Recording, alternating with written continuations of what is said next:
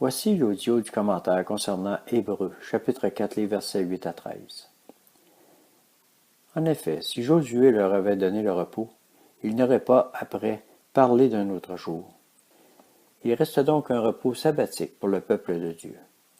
Car celui qui est entré dans son repos se repose aussi de ses œuvres, comme Dieu des siennes. Empressons-nous donc d'entrer dans ce repos-là, pour que personne ne tombe de la même manière en refusant d'obéir. Car la parole de Dieu est vivante, agissante, plus acérée qu'aucune épée à deux tranchants. Elle pénètre jusqu'à la division de l'âme et de l'esprit, des jointures et des moelles.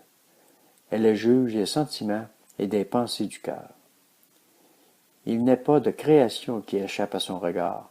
Tout est mis à nu et offert aux yeux de celui à qui nous devons rendre compte. Commentaire.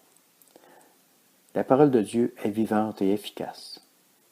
Le Seigneur connaît tout de nous, même nos pensées les plus secrètes.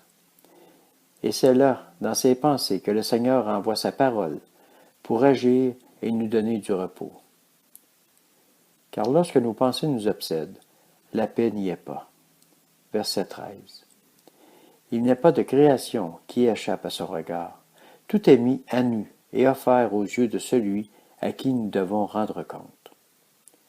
Lui seul sait ce dont tu as besoin pour avoir la paix, ce jour de repos. Verset 10. Car celui qui est entré dans son repos se repose aussi de ses œuvres, comme Dieu des siennes.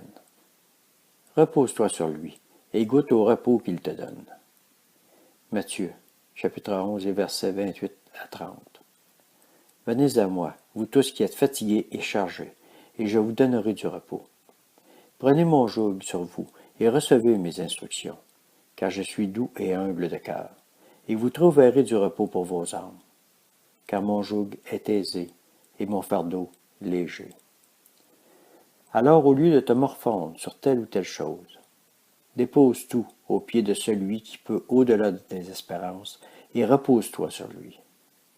Croire, avoir foi, se confier en lui pour tout, car c'est ce qu'il nous demande. Jean 3, verset 36. Celui qui croit au Fils a la vie éternelle.